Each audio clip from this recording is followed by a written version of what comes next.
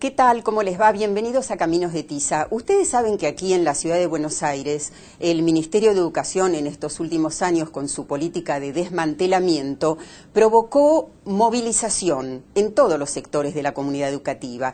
Los estudiantes, por un lado, se crearon en la escuela media, se revitalizaron centros de estudiantes, se crearon organizaciones de padres, está funcionando el foro multisectorial. Sin embargo, todos esos sectores a la vez siguen apostando a la escuela pública, maestros, alumnos y docentes. Vamos a tener las voces de todos ellos. Mientras tanto, al encuentro de nuestro invitado. Porque el camino es árido y desalienta, porque tenemos miedo de andar a tientas, porque esperando a solas poco se alcanza. Valen más dos temores que una esperanza. ¿Qué tal, Pablo? Bienvenido al programa. Gracias. A ver, ¿es correcto decir todas las escuelas son públicas pero algunas de gestión privada, o directamente hay que hablar de escuelas públicas y escuelas privadas? Bueno, esa respuesta va a depender de quién la diga, ¿no? Porque en verdad una de las características de los 80 y los 90 fue una redefinición de los límites entre lo público y lo privado, y tal vez la batalla cultural del neoliberalismo más importante haya sido poder modificar ese límite e intentar convencernos de que todas las escuelas son públicas. Ellos dicen, bueno, lo que diferencia a una escuela pública de una privada es la gestión. Yo creo que además de la gestión hay una diferencia en la propiedad, una cosa es que sea de un dueño y otra del Estado. Hay una diferencia en los fines de esa educación. En el caso de una educación de una escuela religiosa será un fin confesional, en el caso de una escuela pública debiera ser formar para la ciudadanía. Una cosa es ser alumno y otra cosa es ser cliente. Y otra es ser cliente, y finalmente también es distinto por los destinatarios, porque una escuela pública no puede ni debe discriminar, y en cambio una escuela privada en general se reserva el derecho de admisión. Por lo tanto, a nuestro juicio hay públicas y privadas, inclusive recuperando el lenguaje de la 1420, para la cual las escuelas particulares o privadas eran las de dueños, y las escuelas oficiales o públicas eran las del Estado, ¿no? El mundo entra por la puerta con mis sabores que no puedo recordar. Cómo ha crecido lo que miro. En la ciudad actualmente hay alrededor del 50% del alumnado que asiste a escuelas públicas. En algún momento debe haber sido el 60, el 70, el 80. ¿Cuáles son las multicausas que intervinieron en esto?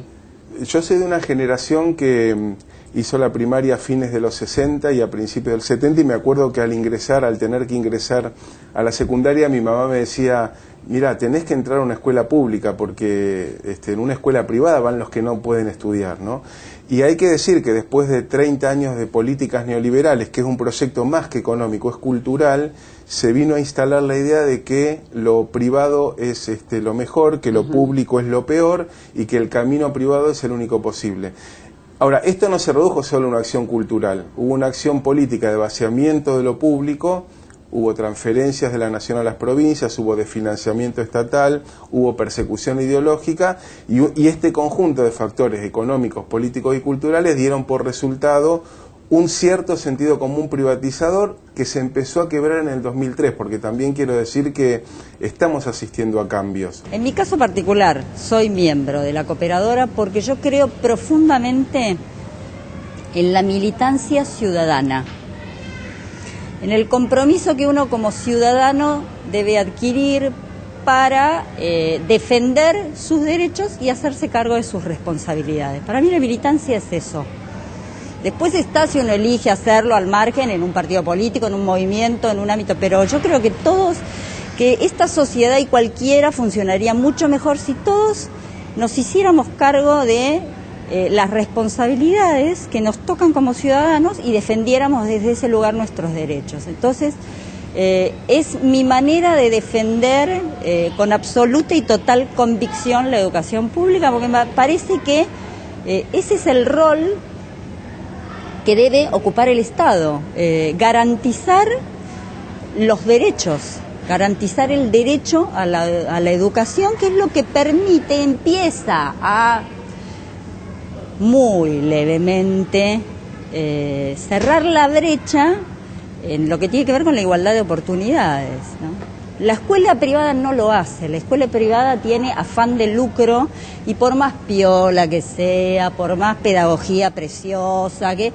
sigue repitiendo este esquema de el que tiene mucho dispone y el que tiene poco se acomoda. Yo elegimos con mi marido la escuela pública porque creo que además es la que tiene mejor nivel.